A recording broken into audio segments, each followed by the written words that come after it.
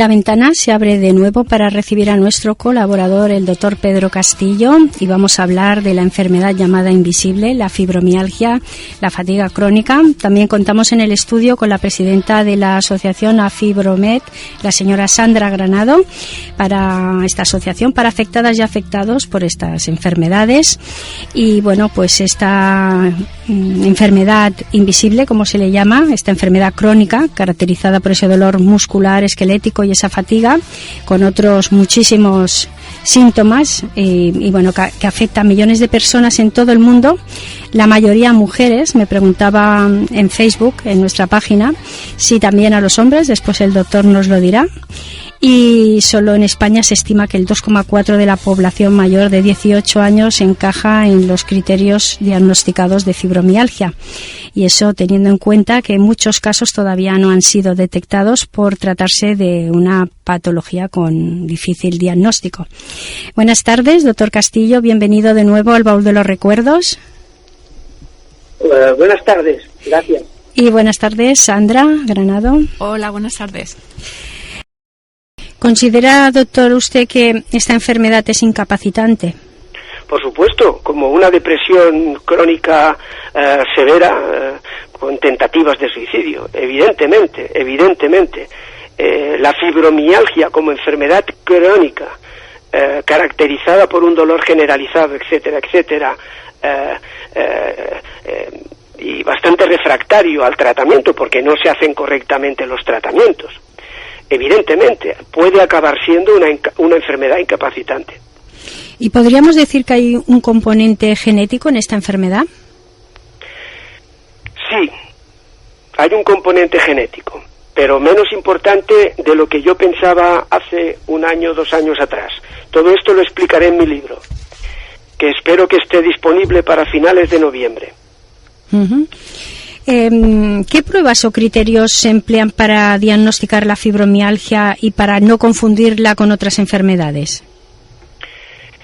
Esta pregunta es clave, porque mire usted, no hay peor tratamiento que el mejor tratamiento dado para una fibromialgia, pero que la paciente no tenga fibro. Evidentemente, ese tratamiento que es demostrado en la fibro, si no tiene un diagnóstico correcto de fibro, no va a funcionar. Dicho esto, los criterios que se emplean hoy en día son criterios ya anticuados, datan de 1990. En el libro, por ejemplo, incorporaré un capítulo con los nuevos criterios diagnósticos, que no es que daten del 2017, datan del 2010, pero es que todavía no se aplican. De modo que explicaré el por qué todavía se siguen utilizando criterios del 1990, que solamente los pueden aplicar prácticamente los reumatólogos, y no se utilizan los criterios de 2010, que son criterios ya utilizables por el médico general. Y, doctor, ¿cuáles son los síntomas de la enfermedad? Los síntomas de la enfermedad son, los podemos agrupar en síntomas tradicionales, que son los que he dicho al principio, que había mala cobertura, se lo repito de forma rápida: dolor, hiperalgesia, 2, 3, trastornos del sueño, 4, cansancio, 5, rigidez. Estos son los tradicionales. Pero es que en los criterios de 2010 se definen hasta 45 síntomas que pueden presentarse en una misma paciente. Obviamente, la gran mayoría presentan, además del dolor, 5, 6, 7, pero algunas pueden presentar 20, 30. De modo que, y esto lo detallaré, lo pormenorizaré en un capítulo del libro, que será el capítulo sobre lo que denomino el nuevo diagnóstico de la fibromialgia al alcance del médico de familia, que es quien tiene que coordinar. Uh-huh. La fibromialgia comparte muchos síntomas con otras patologías. ¿Cuándo entonces se considera que un paciente tiene fibromialgia y cuáles son esos síntomas específicos que la definen y la distinguen de otros trastornos similares? Pues mire, este es el capítulo que estoy corrigiendo precisamente hoy domingo, el diagnóstico que llamamos los médicos diferencial. tal como el nombre indica, quiere decir que hacemos un diagnóstico comparado para que diferenciar la enfermedad que sospechamos, en este caso la fibromialgia, de otras que son parecidas o asociadas o concomitantes. Hay distintas posibilidades. Entre las parecidas, por ejemplo, pues la depresión somatizada, la depresión con muchos síntomas corporales, tiene muchos de los componentes, muchos de ellos el dolor, etcétera, tiene muchos de los síntomas que podría compartir con la fibro. De modo que ahí hay que hacer un buen diagnóstico diferencial. Y hay otras, por ejemplo, claro, si el síntoma principal de la fibro es el dolor, pues todas las enfermedades que cursan con dolor crónico, como por ejemplo, pues una artritis reumatoidea. Y a mí me gusta mucho poner el ejemplo de una artrosis múltiple. Es decir, una paciente, 50 y tantos años, con artrosis en cadera, artrosis en rodillas, manos, etcétera. Ahí hay que hacer un diagnóstico diferencial con la fibro. ¿Y por qué se complica la sintomatología de la fibromialgia y se va teniendo otras patologías asociadas? Como por ejemplo, pues la fatiga crónica, el síndrome químico múltiple, etcétera, etcétera, colon irritable. Sí. Usted me está haciendo unas preguntas perfectamente formuladas y razonadas. Sin embargo, en este caso debo de matizarla. No es que la sintomatología de la fibro se complique con, por ejemplo, usted ha mencionado el síndrome de fatiga crónica. Es que el SFC, síndrome de fatiga crónica, no tiene nada que ver con la fibro. Precisamente en este capítulo que le decía de hoy, que estoy corrigiendo, describo someramente, aunque la temática del libro es fibro, describo someramente el diagnóstico actual del síndrome de fatiga crónica y no tiene nada que ver, es decir, son enfermedades que lo único que comparten es que es básicamente el cansancio, la fatiga y el dolor. Pero los mecanismos de producción de una y otra son diferentes. Quizá compartan, y con lo que usted ha dicho, el síndrome de sensibilización química múltiple, las tres compartirían un estado de hiperexcitabilidad en las neuronas del cerebro. Esta enfermedad es significativamente más frecuente en las mujeres, ¿y a qué es debido?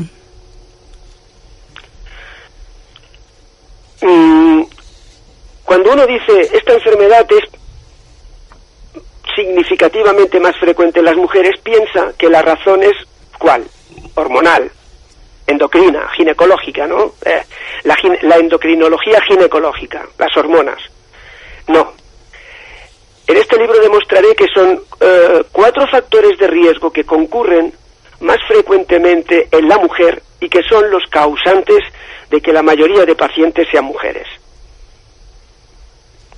Y, doctor, no se conocen las causas exactas de la fibromialgia, aunque sí se considera que existen algunos factores que la pueden propiciar.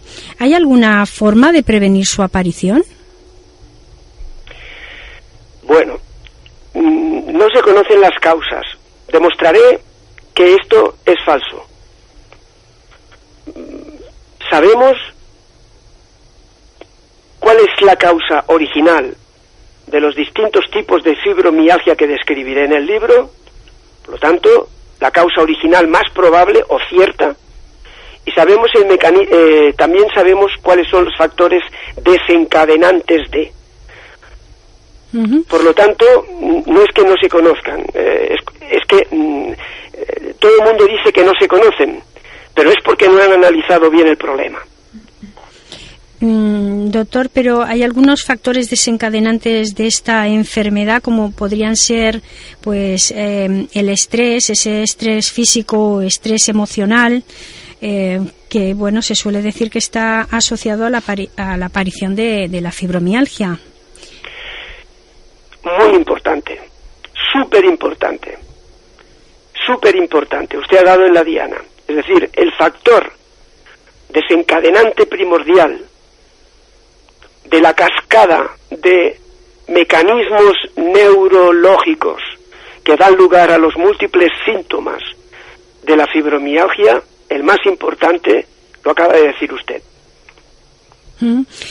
También se dice, doctor, que puede estar relacionado con infecciones, sobre todo estas infecciones crónicas, también por algún accidente de tráfico, con alguna cirugía o algún traumatismo, incluso puede ser con algún abuso sexual en la infancia. ¿Qué hay de cierto en esto? Mire, todo lo que usted ha mencionado son situaciones que en lenguaje vulgar, popular, pues decimos traumas, son traumas a lo largo de la vida de una persona. Agresión sexual, accidente de tráfico, son traumas que tienen un impacto psicológico. De modo que con los ejemplos excelentes que ha puesto, agrupándolos genéricamente todos estos ejemplos, podríamos decir que usted ha mencionado traumas que tienen un impacto sobre la mente de la persona.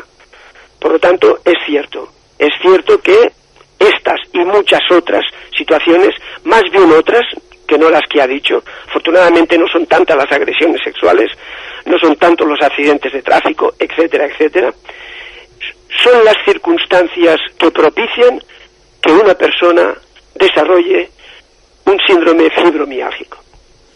Pero tendríamos entonces que tener como una predisposición sobre la que actúa ese factor desencadenante para que se produzca la fibromialgia.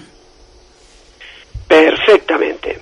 Los médicos, cuando hablamos de predisposición a una enfermedad, básicamente lo que queremos decir es que la genética, el genoma de ese paciente le predispone, pues facilita que la enfermedad se desarrolle en él.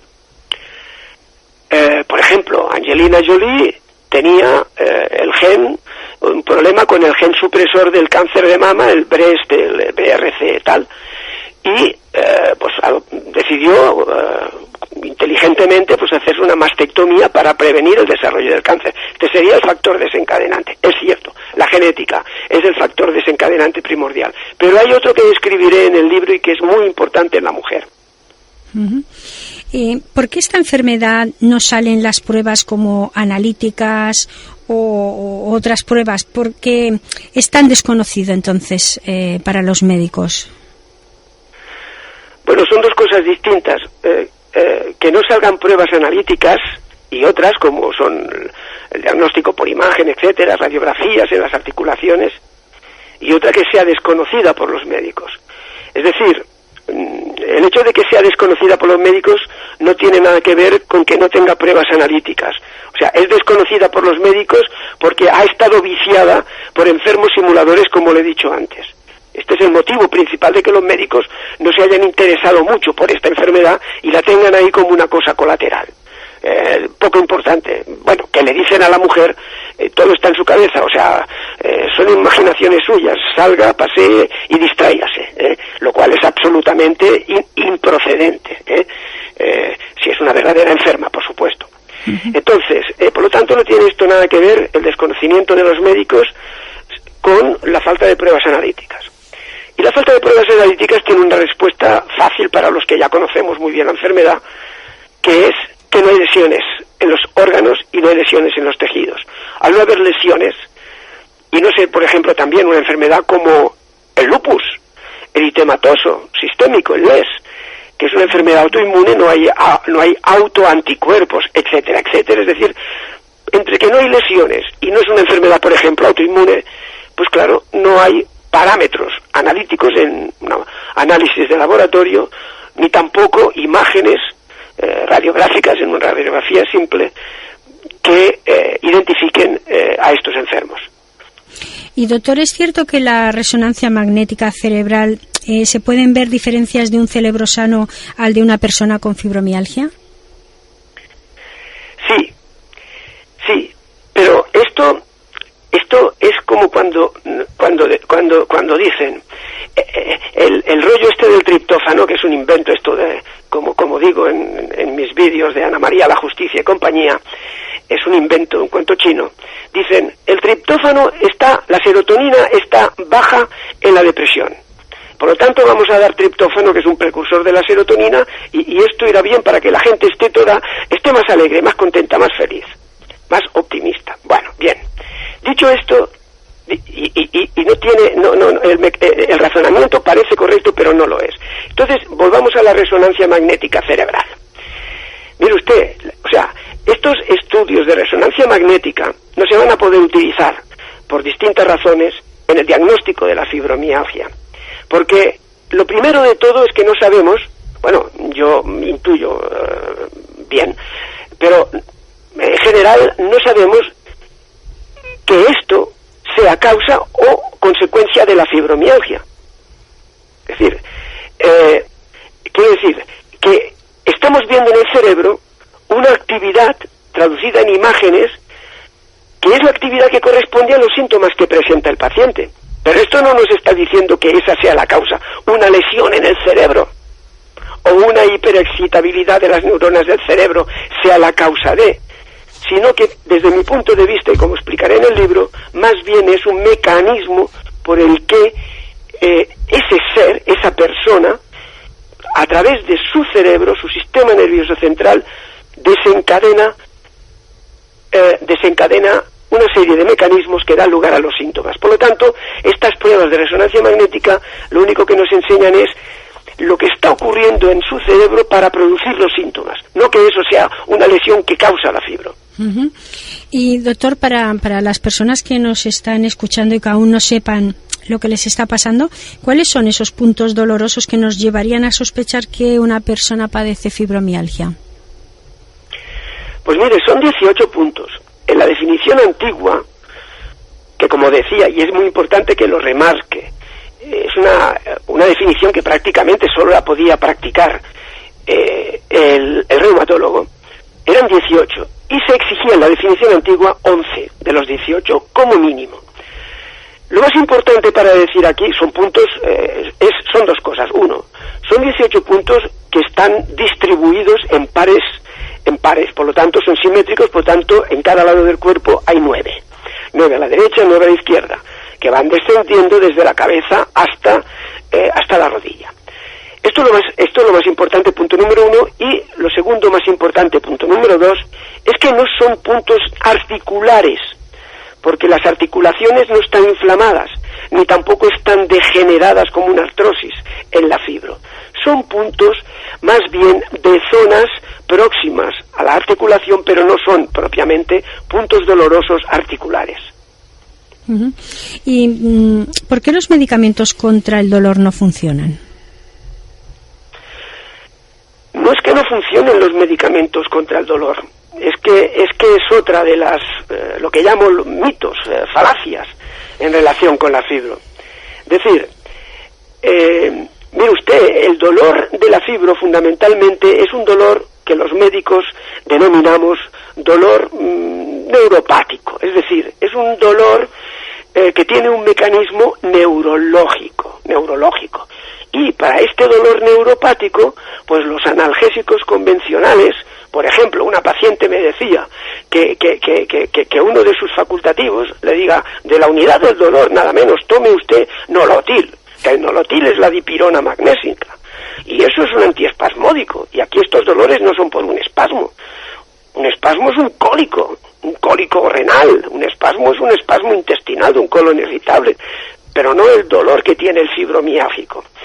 Entonces, no es que los analgésicos, es que el problema es un problema de punto de partida, porque no podemos hablar de los analgésicos, tenemos que hablar de analgésicos del grupo A, del grupo B, del grupo C, etcétera. Y entonces, para la fibro, los analgésicos que funcionan serán de uno de estos grupos específicos, pero no cualquier analgésico. El problema, pues, es hablar genéricamente de los analgésicos. La morfina, que es el analgésico más potente, pues no está indicada como primera elección en la fibro, por ejemplo. O sea, dicho esto, dejo ya bien claro que tenemos que clasificar los analgésicos en distintos grupos y utilizar el grupo que sabemos que funciona en fibro. ¿Se está apostando a día de hoy por la investigación para la curación de esta enfermedad? ¿Se está investigando a nivel genético esta enfermedad? ¿Hay algún avance? Pues mire, todas las investigaciones que se hacen en la fibromialgia básicamente son investigaciones que surgen del interés de grupos de biomédicos, bioquímicos, etcétera, desde el punto de vista de inquietud científica. O sea, aquí no hay un programa que la industria farmacéutica, por ejemplo, que es la que ha desarrollado pues todos los nuevos tratamientos anticáncer, los nuevos tratamientos contra las enfermedades autoinmunes, etcétera. No, aquí no existe este bagaje de aportación investigadora de la industria farmacéutica, y por lo tanto, como solamente se realizan estudios por grupos de médicos en distintos hospitales y laboratorios, lógicamente el desarrollo de la investigación es mucho más lento y mucho menos intensivo que si estuviera propiciado por la industria farmacéutica. Y básicamente son estudios de validación de escalas, validación de escala de dolor, validación de escala de severidad clínica. O sea, los médicos somos clínicos, por lo tanto, clínicos quiere decir que vemos enfermos, que tenemos que diagnosticarlos bien y tratarlos bien. Pues validación de escalas quiere decir hacer que una escala, que por ejemplo a lo mejor viene de Cambridge en Inglaterra, pues la traducimos al español y entonces tenemos que validar que esa versión española es operativa en nuestro entorno, porque procede de un entorno algo distinto como es el Reino Unido, ¿no? Entonces, básicamente la mayoría de estudios son de ese tipo. Genéticos, también algunos grupos de genetistas la están estudiando. Pero le voy a decir, es mucho menos importante el tema de la investigación, aunque siempre es trascendental, claro, de lo que en realidad se está diciendo. Y, doctor, hay a veces agrupaciones familiares y en una misma familia pues nos encontramos hasta 4 generaciones que conviven y se dan casos de fibromialgia, como es en mi caso, aunque antiguamente no se le llamara fibromialgia, sino que le llamaran reuma. ¿Podríamos hablar de que existe algún gen que reproduce esta enfermedad? Sí, muy bien. Hemos hablado antes de factores predisponentes y he dicho la genética, con el caso de Angelina Jolie y cáncer de mama, por ejemplo.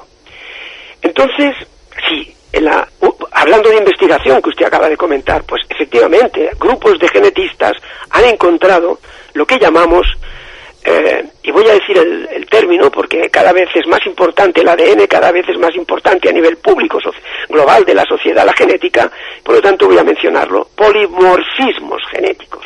Esto quiere decir polimorfismos, quiere decir muchas variantes morfológicas de genes. Por lo tanto, genes alterados que se asocian con esa enfermedad. Y en la fibro se han encontrado 80, por ejemplo, en una información que salió y se publicó en el año 2016.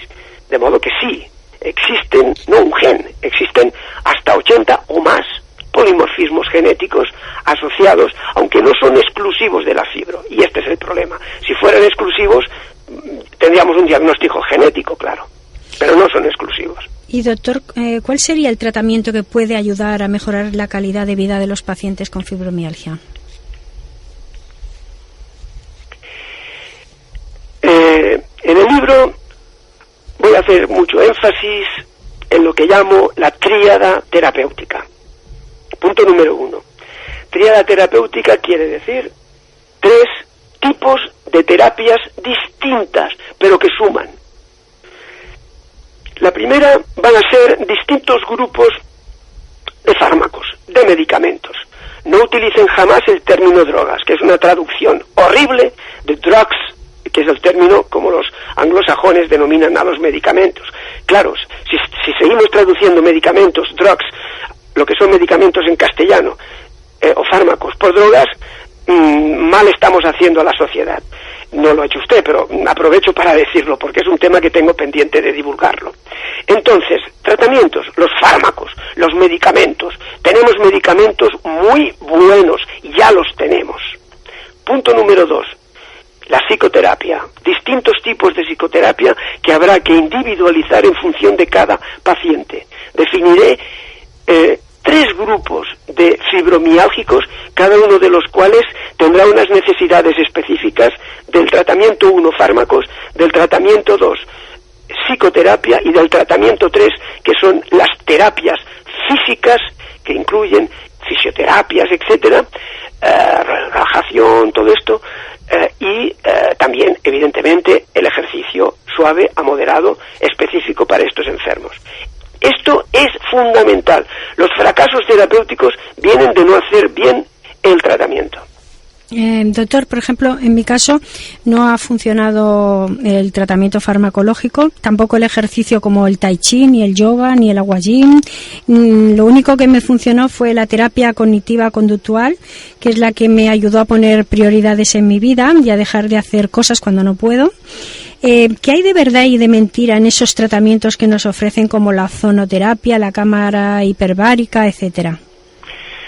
Empiezo por lo último, porque es una guerra, es una beligerancia muy personal mía. Acabo de publicar, por ejemplo, las mentiras del magnesio, ¿no? Para que usted, también tengo publicado tratamientos y suplementos inútiles, colágeno y estas historias, etcétera. Por lo tanto, empiezo por lo último diciendo que no hagan caso en absoluto de aparentemente nuevas terapias, la ozonoterapia, la cámara hiperbárica, que todo esto son negocios comerciales de recursos supuestamente terapéuticos, pero que no están demostrados.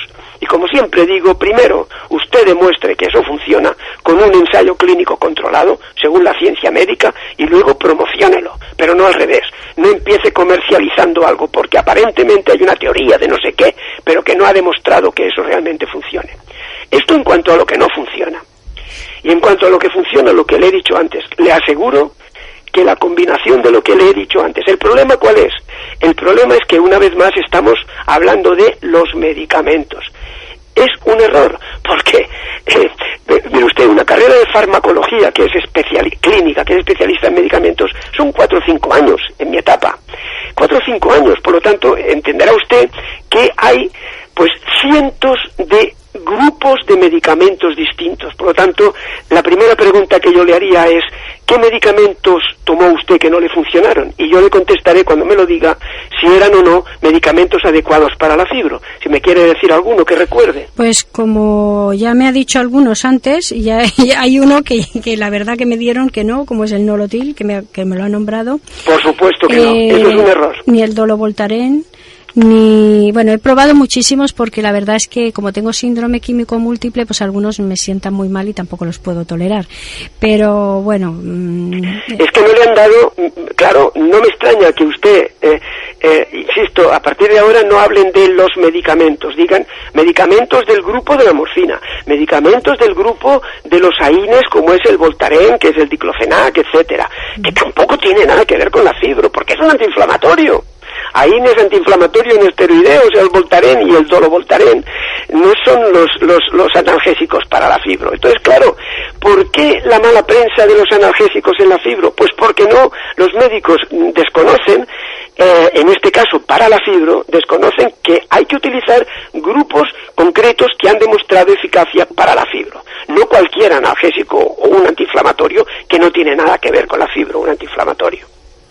Doctor, a menudo la familia, los hijos, los compañeros de trabajo y la sociedad no entienden o no creen que nuestro dolor es tan insoportable. ¿La incomprensión suma dolor en la fibromialgia? Perfectamente planteado. Mire, en uno de los capítulos voy a explicar al enfermo cómo tiene que utilizar los 15 minutos, minuto a minuto, los 15 minutos de la visita al médico. Eso va a ser una enseñanza práctica que voy a transmitir. Y en ese capítulo digo, vaya usted, si sospecha fibro, a la primera visita con su familiar de primer grado. Si es su esposo, si es básicamente, ¿no? O un hijo, si es una señora ya mayor, etcétera. Bueno, mayor, hoy en día, ya me entiende. Por lo tanto, fundamental. ¿Por qué digo que vayan a la primera visita diagnóstica o a una visita posterior de seguimiento con la persona más vinculada sentimentalmente a la paciente? Porque el desconocimiento de esta persona da lugar a la incomprensión, y la incomprensión que encuentra la enferma da lugar a la desesperación. Y bueno, doctor, las personas que tenemos esta enfermedad, tenemos todas unas características similares, como ser perfeccionistas, exigentes, muy trabajadores, activas. Es una enfermedad que nos para en seco. Y bueno, ¿qué le diría usted a la familia de un paciente con fibromialgia? Pues a la familia le diría lo que ha dicho usted, que como complemento del tratamiento médico, fármacos, más psicoterapia, más terapias físicas, como complemento, el apoyo familiar y el apoyo de los amigos más relevantes del enfermo es trascendental. Y por eso, incluso muchas fibromialgicas me preguntan, doctor Castillo, ¿puedo llevar mi vídeo o puedo comentar su vídeo de diagnóstico, su vídeo de soluciones para la fibro, tal, con mi médica de familia? Tengo en mente una hora que la cito en el libro. Por supuesto que sí, porque los médicos bastante hacen con atender a los enfermos. Entonces su formación continuada es algo que suelen hacer también en los hospitales, en los centros de salud, pero todo lo que contribuya a que conozcan mejor una enfermedad poco conocida por ellos, los médicos generales me refiero, como la fibro, por supuesto que sí. Y doctor, ¿qué papel tiene, según usted, las asociaciones de afectados por estas enfermedades? Una pregunta muy importante, el papel de las asociaciones de afectados. En el libro menciono aproximadamente unos 350.000 miembros de grupos de autoayuda e información de fibromialgia en España, o sea, hispanohablantes, por lo tanto, en España e Hispanoamérica, a los cuales pertenezco. 350.000 miembros. Muy bien.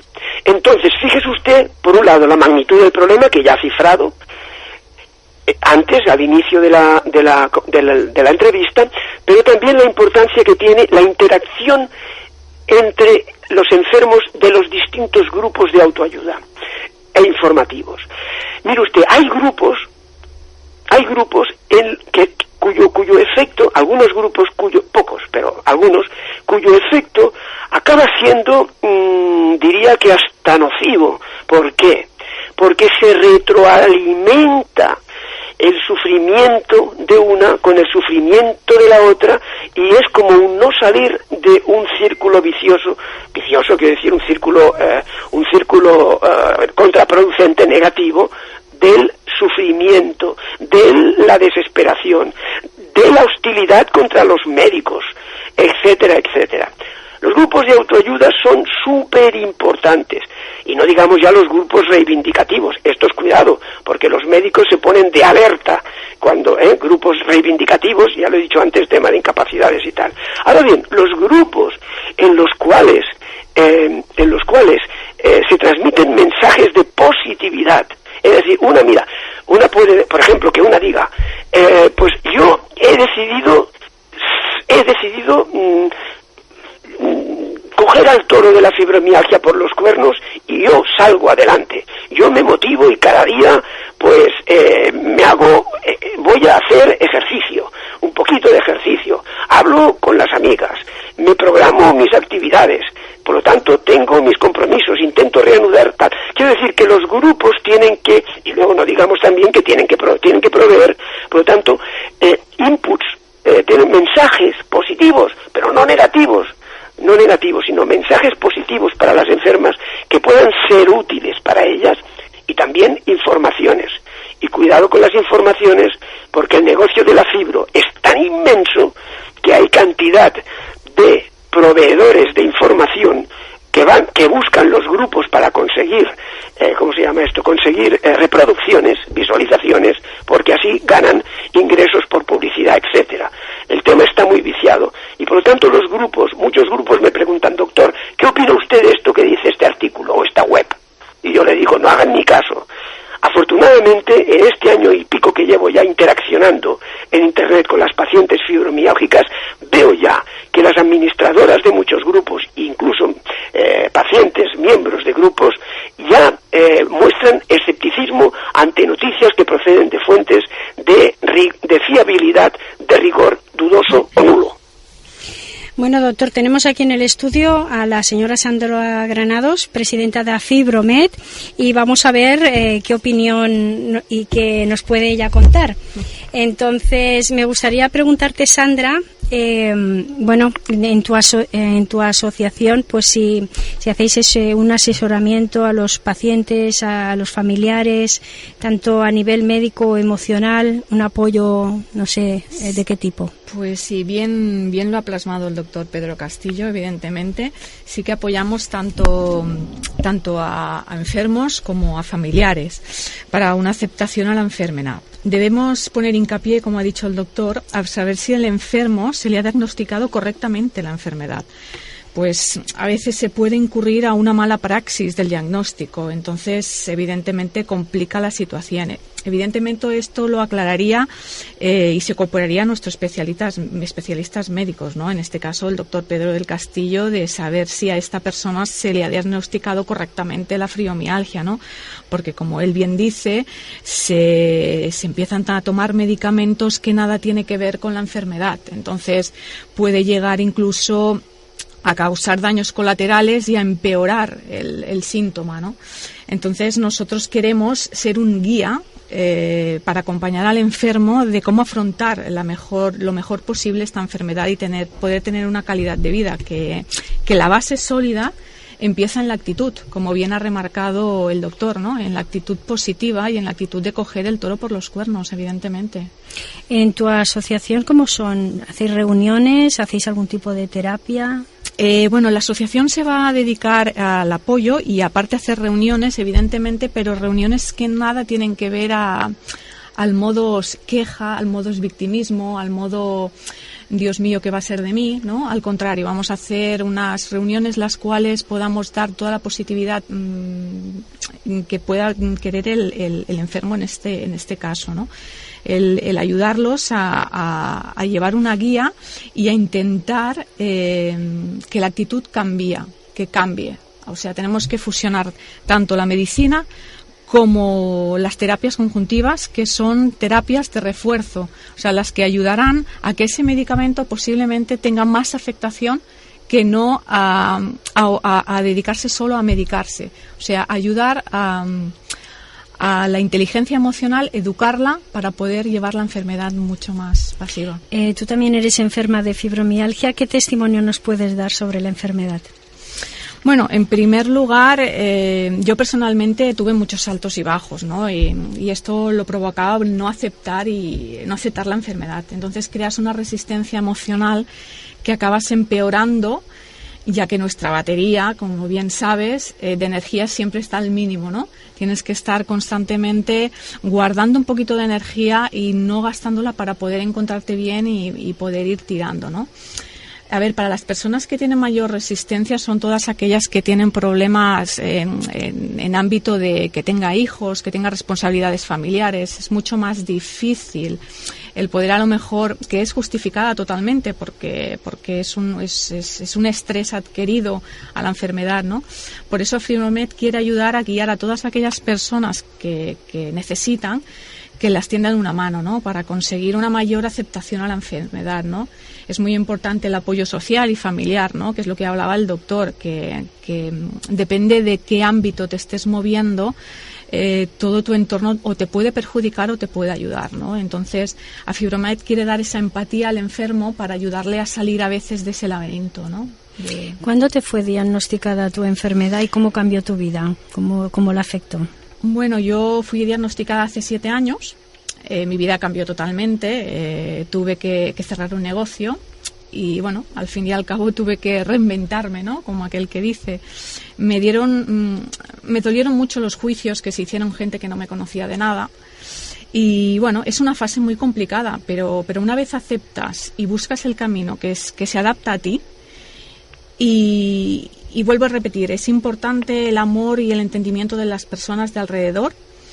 Creas una actitud totalmente diferente a la enfermedad, la cual ayuda a que evoluciones más, con una calidad de vida mejor. ¿Tú qué tratamientos convencionales realizaste y cómo respondiste clínicamente a ellos?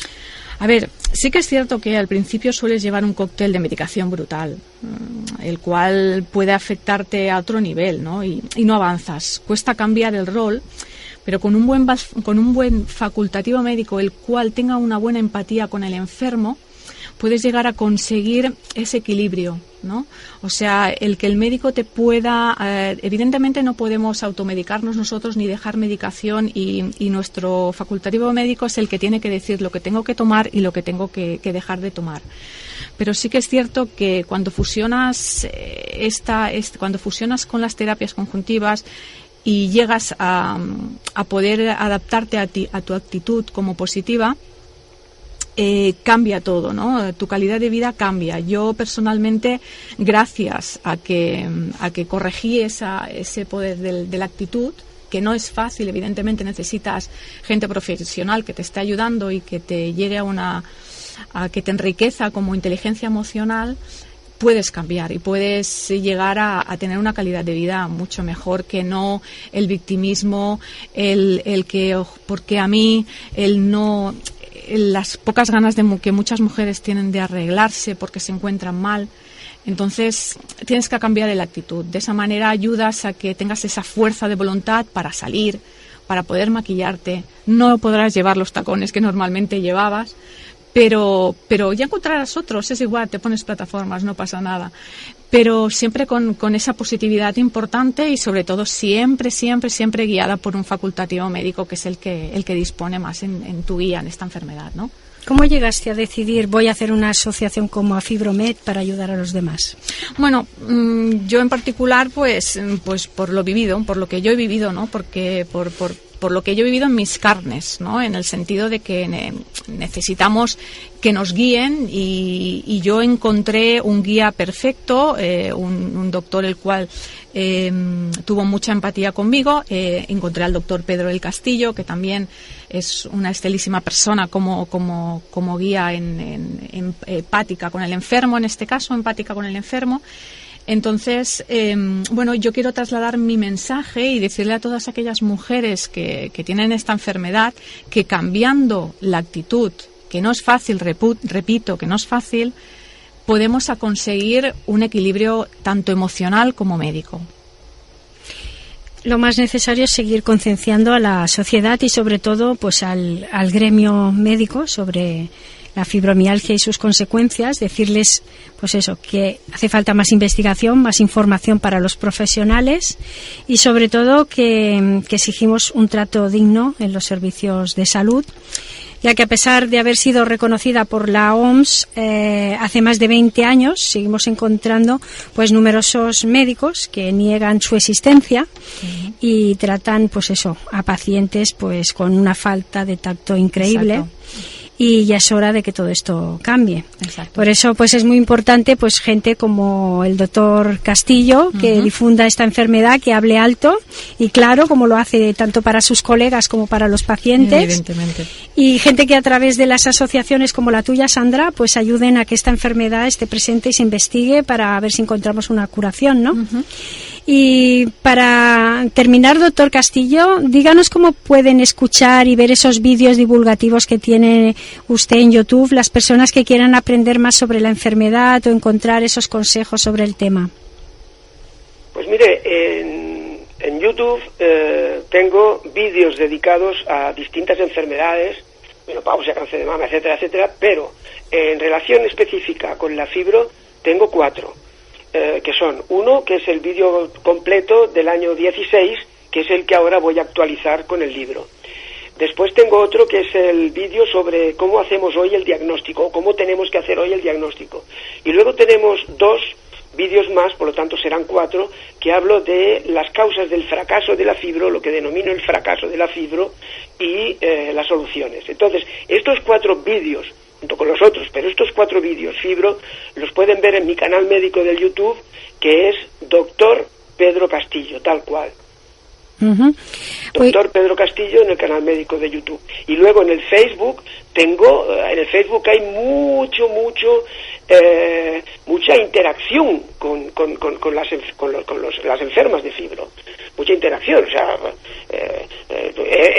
calculo aproximadamente que he interaccionado con unas 3.000 personas a lo largo de estos 2 últimos años.